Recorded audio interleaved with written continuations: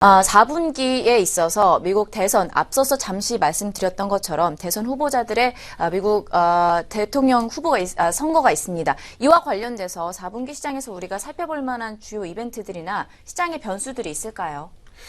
예, 4분기 장세. 앞에서는 잠깐 지수와 관련된 특히 시장 참가자들의 투자 심리가 약간 위축되는 듯한 상황이 만들어지는 분위기이므로 그 점 예의주시하자는 뜻으로 말씀드렸습니다만 그것을 제외한 전반적인 글로벌 시장의 현재 시장을 보는 시각은 나쁘지 않다는 것이죠. 그것을 전제로 본다면 종합지수는 결국 그러한 우호적인 지수 환경 하에서 2100 넘어 2200 이상 올라갈 것이라는 시각까지 있는 상황이라는 것. 코스닥도 600, 700을 넘어서 710, 720 그런 정도의 상승까지는 기대를 해볼 수 있다는 것이 일반적인 시각입니다. 하지만 전반적인 흐름은 결국 12월 달, 즉 금리 인상이 유력시되는 12월 중순이죠. 그때에 다가오면 다가올수록 상황은 좀 긴장 분위기가 만들어질 소지가 있으므로 전반적인 흐름은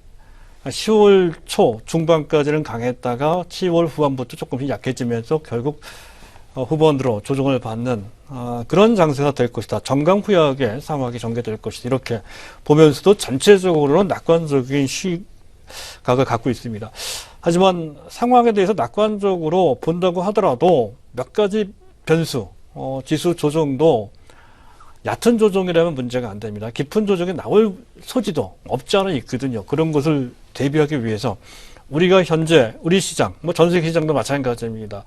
주의를 기울여야 될 몇 가지 변수를 한번 체크를 해보자 하는 것이죠. 경우에 따라서는 그에 맞춰서 위험 관리도 해야 된다는 뜻으로 보시면 되겠습니다. 일단 앞에서도 언급됐듯이 미국의 대선 변수가 있습니다. 오늘부터 9월 26일 현재 날짜로 TV 토론이 있죠. 그 향방이 어떻게 될지 확실치 않습니다.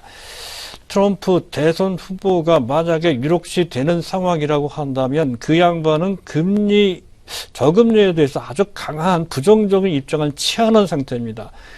거기에다가 또 현재 신고립주의라고 해서요. 보호무역주의를 상당히 강조를 하죠.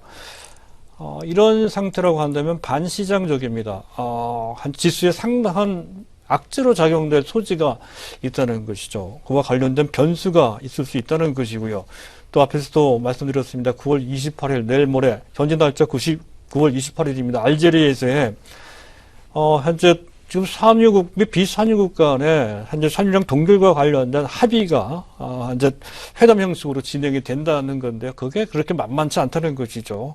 그래서 또 현재 동결이 된다고 하더라도 근본적인 공급 과잉 문제는 끊임없이 제기되고 있는 상태라는 것은 미국의 에너지 정보청도 그런 얘기를 했고요.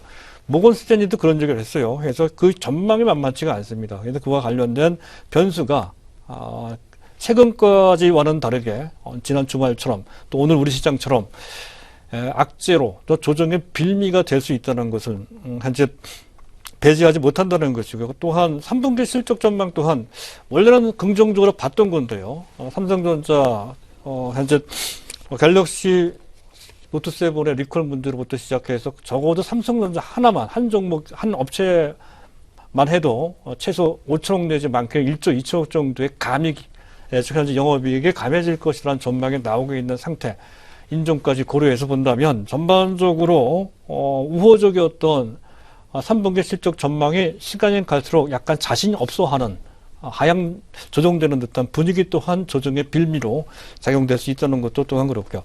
자, 일본이 문제가 된다고 말씀을 드렸었죠.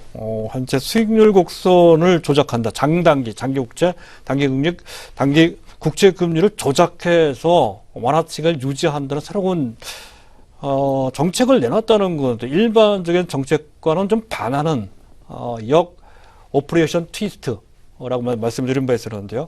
그와 관련된 실효성 문제 또는 부작용 문제가 좀 부각되는 것 같습니다. 그것이 지금 당장은 일본의 악재지만 지난 1월 말이죠. 당시 일본 은행이 마이너스 금리를 도입한 것이 일본의 악재뿐만 아니라 글로벌 전체 악재로도 비화된 바 있었습니다. 그런 것을 감안한다면 이 문제도 결코 가볍게 볼 문제만은 아니다 하는 점을 봐야 될 것 같고요. 또 위안화가 10월 1일부로 IMF의 특별 인출권 SDR의 구성통화로 편입이 됩니다. 역사적인 일이죠. 하지만 막상 편입을 한 이후에는 중국이 자국의 수출 경쟁력을 진작시키기 위해서 의도적으로 현재 위안화를 절하시킬 위험성도 없지 않아 있다는 것이죠. 객관적으로 봤을 때 그럴 염려는 거의 없어 보입니다만 혹시 그럴 염려가 있다는 것은 염두에 둘 필요가 있다는 것이고요. 또 시간이 가면 갈수록 또 12월 달 가장 유력한 금리 인상 시점입니다. 가면 갈수록 시장 참가자들은 이른바 만기에 쫓기는 마감 효과에 시달린다 하는 것이죠. 투자 심리가 위축될 소지가 상당히 높다는 것이고요. 경우에 따라서는 11월 달에 기습적으로 금리를 인상할 소지도 없잖아 있습니다. 또 한 가지 에릭 로젠그램 보스턴 연방은행 총재가 대표적인 사람인데요. 매파적으로 시장 분위기를 가끔마다 흔드는 듯한 발언을 할 소지가 있다는 것이죠. 그 외에 제임스 블러드, 존 윌리엄스, 윌리엄 더들리 뉴욕 연중 총재 이런 사람들도 복병이 될 수 있다는 것이죠. 따라서 전체 상황은 일단 단기적으로 본다 하더라도 만만치 않은 몇 가지 변수가 있을 뿐더러 또 궁극적으로 기본적으로 깔려있는 잠재 위험들이 놓여 있다는 것이죠. 미국 금리 인상과 관련돼서 과잉 유동성 문제, 그것을 긴축했을 때 긴축 발작 문제는 여전히 해결되지 않은 상태고요. 또한 유럽 문제, 브렉시트 문제는 물론 수면 아래 내려가 있습니다만은 은행 부실 문제도 깔려 있는 상태고요. 중국 문제도 만만치 않다는 것이죠. 경기 둔화 문제에다가 가계 및 기업 부채가 만만치 증가 속도가 굉장히 빠르면 너무 큰 부담이고요. 또 부동산 버블도 약간 심각할 정도로 많이 올라가 있는 상태. 그 외에 그림자 금융 문제, 기타 등등의 문제가 도처에 깔려 있는 상태라고 한다면. 전반적인 분위기는 낙관적이라 하더라도 그런 복병과 관련된 경계에는 늦춰서는 안 된다는 말씀을 드리고 싶습니다.